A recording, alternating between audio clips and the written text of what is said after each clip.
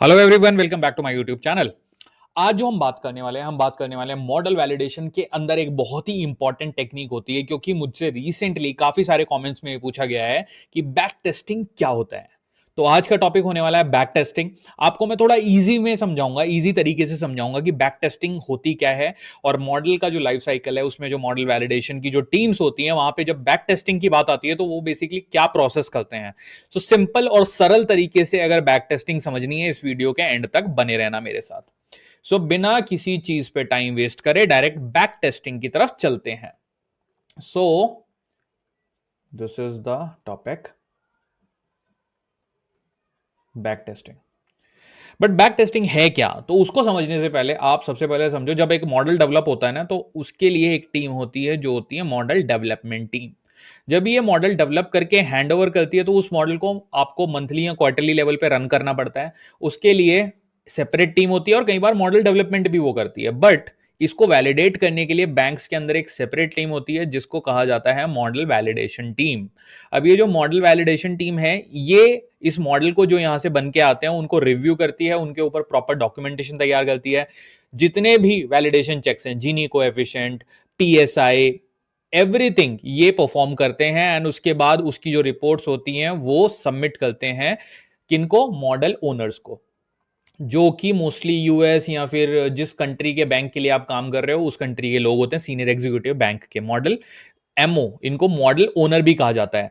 अब जो model validation team है इसका काम होता है मॉडल डेवलपमेंट के बनाए मॉडल्स को वैलिडेट करना और उस रिपोर्ट को यहां तो ये शेयर करते ही हैं, उसके अलावा ये रिपोर्ट को वापस मॉडल वैलिडेशन टीम से भी शेयर करते हैं। अब बात करते हैं बैक टेस्टिंग। बैक टेस्टिंग क्या है? बैक टेस्टिंग एक मॉडल वैलिडेट करने की ही टेक्निक है। So this is one of the technique, बहुत सारी अदर टेक्निक है, आज हम बैक टेस्टिंग की बात करेंगे। तो बैक टेस्टिंग में सबसे पहले क्या होता है, जैसे कि इसका नाम भी है, हम क्या करेंगे, एक प्रोजेक्शन दे देंगे, लेट्स से एक्स। उसके बाद जो रियलिटी है, जो एक्चुअल आउटपुट आएगा वाई, तो हम ये चेक करेंगे कि एक्स और वाई ये क्या है। एक्स है मेरी प्रिडिक्शन, वाई क्या है, वाई है मेरा एक्चुअल। तो मैं प्रिडिक्शन वर्सेस एक्चुअल को चेक करूंगा बैक टेस्टिंग का यूज करके। अब ये होता कैसे है, बैक टेस्टिंग में एक प्रॉपर आउटपुट जब आप जनरेट करोगे उसके लिए कुछ फॉर्मूला होते हैं, उस फॉर्मूला से एक टेबल आउटपुट में बन के आती है। उस टेबल में क्या क्या कॉलम होते हैं, तो सबसे पहले आपकी होती है रेटिंग बकेट्स। ये याद रखना बहुत इंपॉर्टेंट है। देखो रेटिंग बकेट का क्या काम है। सेकंड कॉलम होता है प्रोबेबिलिटी ऑफ डिफॉल्ट। एक एग्जांपल के थ्रू आपको समझा रहा हूं, ये एग्जांपल है, यहां पे मैं टेबल बना रहा हूं।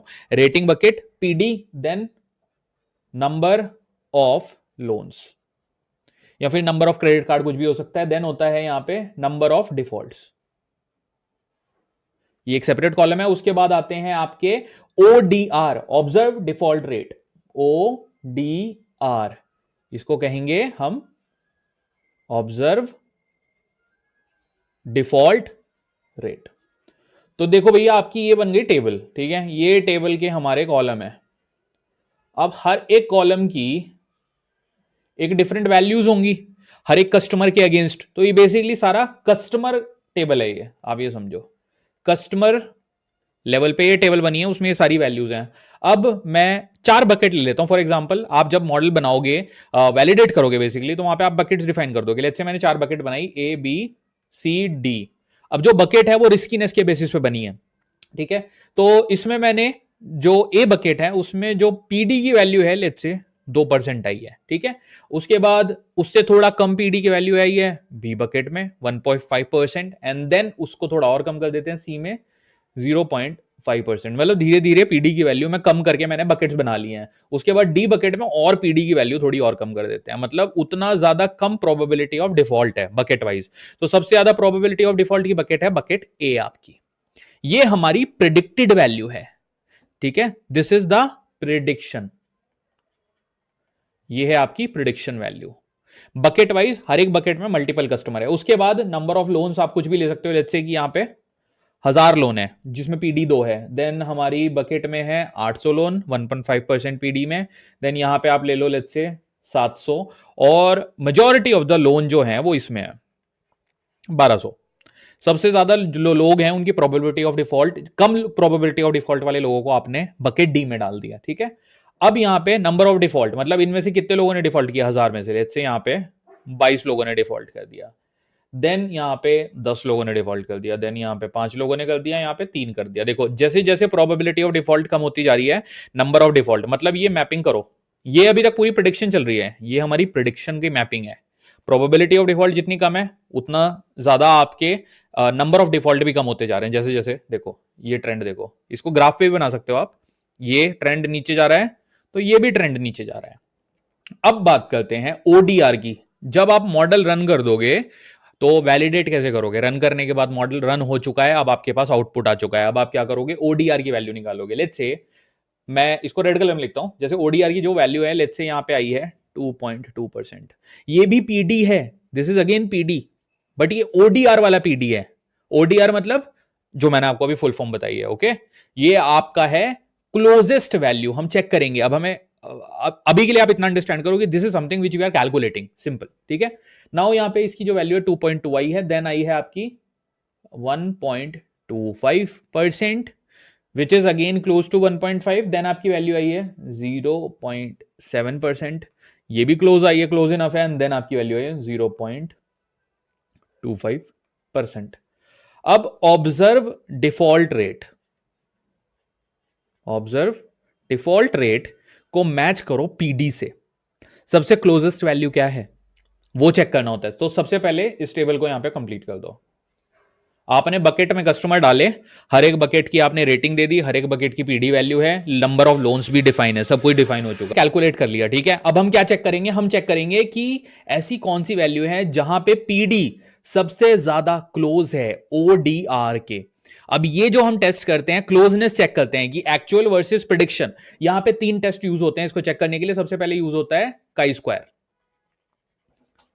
तो काई स्क्वायर टेस्ट को जब आप यूज करते हो तो बेसिकली काई स्क्वायर टेस्ट में आप क्या चेक करते हो कि जो एक्सपेक्टेड डिफॉल्ट है वर्सेस एक्चुअल डिफॉल्ट है उसमें कितना वेरिएशन है, उसका एक पूरा फॉर्मूला होता है। अभी के लिए आप काई स्क्वायर टेस्ट याद रखो। देन सेकंड आप चेक करते हो बाइनोमियल टेस्ट। यहां पे हम चेक करते हैं बाइनोमियल टेस्ट। बाइनोमियल टेस्ट भी आपको वैल्यू निकाल के देता है, बेसिकली स्मॉल सैंपल्स पे काम करता है compare to chi square. Then third होता है आपका paired t test, paired t test. So इन सारे मेथड्स को यूज करके आप क्लोजनेस निकालते हो पीडी एंड ओडीआर के बीच में। अब जो सबसे ज्यादा क्लोज है वो सबसे बेस्ट है हमारा। हमारे पास जो क्लोजनेस की वैल्यू है वो आ चुकी है, ठीक है। तो अब यहां पे सिंपल कैलकुलेशन किस बेसिस पे होती है? यहां एक फॉर्मूला लगेगा बैक टेस्टिंग के लिए। तो बैक टेस्टिंग का आपको सिंपल फॉर्मूला बताता हूं मैं। Back testing equal to realised value minus actuals, जिससे वेरिएशन निकलेगा। रियलाइज्ड वैल्यू कौन सी है? ये पूरी लाइन जो है, ये सारी वैल्यूज, ये सारी रियलाइज्ड वैल्यू हैं। और एक्चुअल वैल्यू कौन सी है? ये वाली। तो इनके बेसिस पे बेसिकली आप बैक टेस्टिंग करके बोलते हो कि आपका मॉडल सही से काम कर रहा है या नहीं कर रहा है, मतलब बकेटिंग सही से हुई है या नहीं हुई है। अब यहां पे बैक टेस्टिंग इसको क्यों कहते हैं? क्योंकि जो आप प्रीडिसेसर के साथ चेक कर रहे हो, आपने एक्चुअल को पास्ट के डेटा के साथ जाके चेक किया, that's why it's known as back testing, okay. अब यहां पे अगर रियलाइज्ड वर्सेस जो एक्चुअल है, इसका जो आपका आउटपुट आता है, अगर इसका जो फाइनल आउटपुट है वो आपका 0 आ गया, तो इसका मतलब है आपका जो मॉडल है वो फुल्ली कैलिब्रेटेड मॉडल है। आपने मॉडल कैलिब्रेशन कई बार सुना होगा। तो अगर आपकी जो वैल्यू है बैक टेस्टिंग की that is 0, then your model is fully calibrated, मतलब आपका मॉडल बहुत अच्छे से काम कर रहा है, इस मॉडल को हमें रिप्लेस करने की जरूरत नहीं पड़ेगी।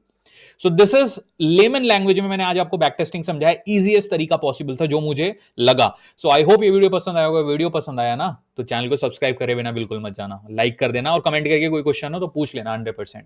चलो मिलता हूं अगले वीडियो में। Thank you so much.